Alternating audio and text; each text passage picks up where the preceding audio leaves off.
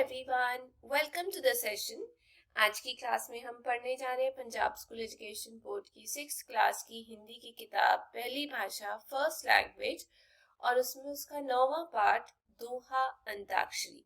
और आज चर्चा करेंगे इस पाठ के अभ्यास के बारे में। तो चलिए शुरू करते हैं सबसे पहले प्रश्न के साथ, जो कि है यहाँ पर शब्दार्थ। ठीक है, या हम कह सकते हैं शब्द अर्थ। जैसे कि पहला शब्द है रक्षाबंधन, मतलब राखी का त्योहार। प्रवेश का मतलब होता है अंदर आना। अवगत का मतलब परिचित होना। अंताक्षरी मतलब अंतिम अक्षर से शुरू होने वाला खेल। उत्साहित का मतलब होता है उत्साह से भरपूर। जड़मत मतलब मूर्ख। रसरी का मतलब रस्सी। कुम्हार का मतलब घड़े बनाने वाला। मुक्ताहार का मतलब होता है मोतियों की माला। कुंभ मतलब घड़ा। पर्व का मतलब उत्सव। मनोभाव का मतलब मन के भाव। युक्ति मतलब उपाय। शुभारंभ मतलब अच्छे ढंग से शुरू करना। सुजान मतलब सज्जन। सिल का मतलब पत्थर। शिश का मतलब शिष्य। खोट का मतलब दोष। आगे है वचन बदलो। जैसे यहाँ पर शब्द दिए गए हैं वैसे ही ये सब शब्दों के पहले जो वचन है वो मैंने यहाँ पर बदले हैं। तो चलिए मैं इसका उत्तर बताती हूँ। जैसे यहाँ पर है बहुवचन, यहाँ एक वचन। बहुवचन में आ जाएगा लड़के, उसका आ जाएगा लड़का। बच्चों का हो जाएगा बच्चा। कवियों का आ जाएगा कवि। वैसे ही सदस्यों का आ जाएगा सदस्य। मित्रों का आ जाएगा मित्र। लड़कियां का लड़की। दोहे का दोहा। आवाजों का आवाज। वैसे ही अगला प्रश्न है लिंग बदलो। तो मैंने इस तरफ लिखा है पुल्लिंग और इस तरफ स्त्रीलिंग लिखा है। ठीक है, तो इसका उत्तर जैसे पहला है कवि का कवित्री। दूसरा सदस्य का सदस्या। तीसरा गुरु, वो आ गया गुरुवानी। कुम्हार का आ जाएगा कुम्हारिन। और पांचवा शिष्य का हो जाएगा शिष्या। आगे है विपरीत शब्द लिखो। ठीक है, मतलब उल्टे शब्द। अब जैसे पहला जो शब्द है वो यहाँ पर लिखा है मैंने अवकाश, उसका आ जाएगा अनावकाश। वैसे ही उपस्थित का आ जाएगा अनुपस्थित। तीसरा रुचि का अरुचि। चौथा उत्साहित अनुत्साहित। पांचवा प्रेम का आ जाएगा घृणा। छठवां समाप्त का आरंभ। सातवां सुख का दुख। आठवां जड़मती का कुशाग्र बुद्धि, या आप कह सकते हैं सुजान। नौवां लघु और उसका आ जाएगा गुरु। आगे है पर्यायवाची लिखो। जैसे मैंने यहाँ पर लिखा है पहला है मीन का मछली या मत्स्य। दूसरा तलवार का असी या चंद्रहास। तीसरा हाथ का आ जाएगा कर या पानी। चौथा धागा या सूत या सूत्र। पांचवा गुरु का आ जाएगा अध्यापक या विद्यादाता।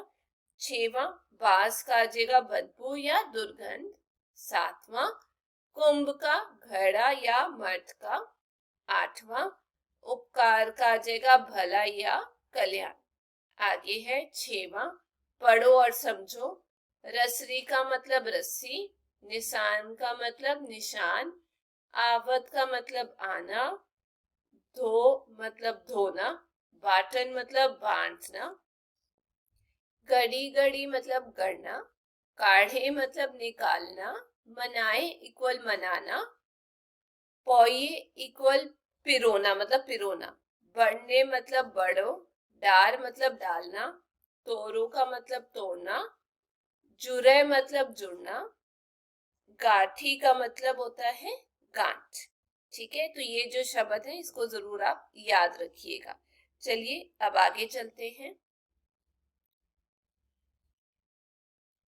यहाँ पर 7वां प्रश्न जो है वो हमें दिया गया है कि आपको ये जो शब्द दिए गए हैं इनके साथ आपने वाक्य बनाने हैं।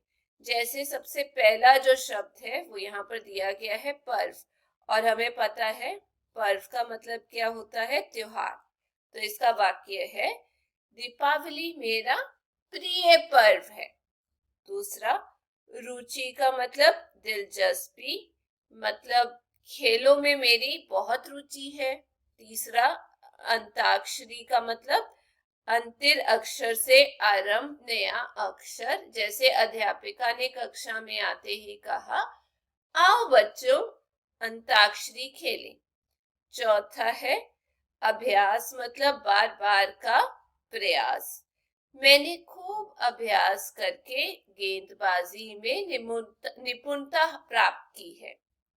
पांचवा, खुसर पुसर, मतलब बहुत धीमे स्वर में आपस में बातें करना, जैसे कक्षा में बच्चे अध्यापक को देखकर खुसर पुसर करने लगे।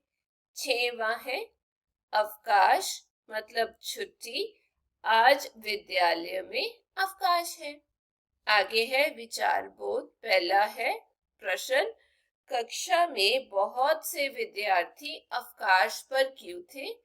तो इसका उत्तर है रक्षाबंधन के पर्व के कारण कक्षा में बहुत से विद्यार्थी उस दिन अवकाश पर थे, छुट्टी पर थे। दूसरा, विद्यार्थी किस अंताक्षरी की खुसर पुसर करने लगे? तो उत्तर है विद्यार्थी फिल्मों की अंताक्षरी के लिए खुसर पुसर करने लगे। तीसरा प्रश्न, मूर्ख सुजान कैसे बन सकता है? दोहे के आधार पर लिखें। देखो, अभ्यास के बल पर मूर्ख भी सुजान बन सकता है। चौथा, उपकारी का स्वभाव कैसा होता है? उत्तर, उपकारी का स्वभाव दूसरों का भला करने वाला होता है। पांचवा प्रश्न, गुरु और कुम्हार के काम में क्या समानता होती है? तो उत्तर है गुरु और कुम्हार दोनों ही अपने अपने कार्यों को, यानी विद्यार्थी और मिट्टी को तब तक करते रहते हैं जब तक वह पूरी तरह घड़ा नहीं जाता। छठवां प्रश्न, सज्जनों की तुलना किससे की गई है? उत्तर, सज्जनों की तुलना मुक्ता मोतियों से की गई है। सातवां प्रश्न, हर वस्तु का अपने अपने स्थान पर महत्व होता है, पाठ से चुनकर वह दोहा लिखे। तो इसका उत्तर है रहमन देख बड़ेन को लघु न दीजे डार, जहां काम आवे सुई का करे तलवार।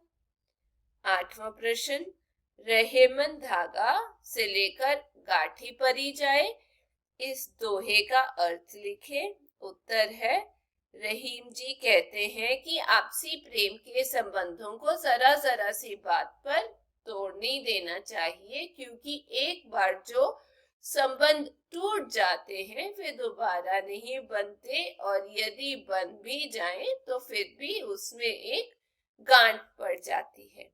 आगे है ख भाग। पहला, अंताक्षरी में गाए जाने वाले दोहों से आपने क्या सीखा? अपने शब्दों में लिखें।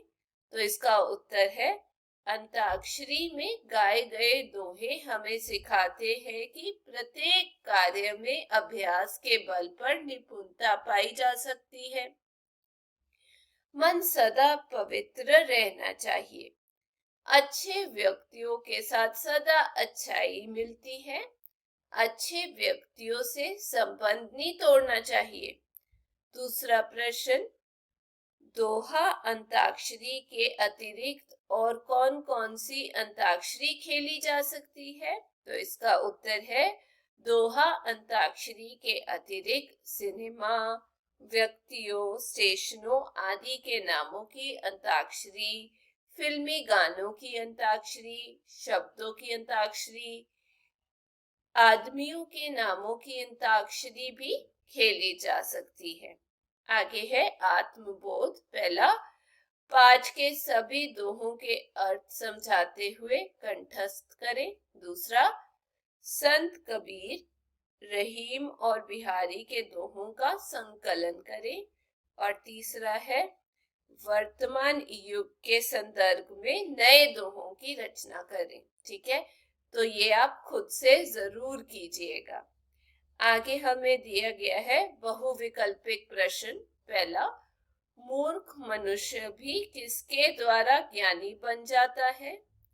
क अभ्यास, ख व्यास, ग निराशा या घ आशा? तो इसका उत्तर है क अभ्यास। दूसरा प्रश्न, गुरु किसके समान अपने शिष्यों के दोष दूर करते हैं? क लुहार के, ख कुम्हार के, ग ईश्वर के या घ प्रभु के? उत्तर है ख कुम्हार के। तीसरा, रहीम जी किसका धागा ना तोड़ने की सलाह देते हैं? क प्रेम का, ईर्ष्या का, शैतानी का या पुण्य का? तो उत्तर है क प्रेम का। चौथा है, शिष्य किसके समान है? बच्चे के, कुंभ के, भविष्य के या पौरुष के? उत्तर है ख कुंभ के। पांचवा, निम्नलिखित में से मीन का पर्याय है मछली, सजली, उजली या कुजली? इसका उत्तर है क मछली। छेवा, निम्नलिखित में से कल्याण का पर्याय शब्द है कल्याणकारी, उपकार, सत्कार या गीतकार? तो इसका उत्तर है ख उपकार। तो ये थी आज की क्लास। में उम्मीद करती हूँ इस पाठ का अभ्यास आप लोगों को अच्छे से समझ आ गया होगा। यदि आपको वीडियो अच्छी लगी तो चैनल को लाइक शेयर सब्सक्राइब जरूर कीजिएगा। हम फिर से मिलेंगे। Till then take care, bye bye.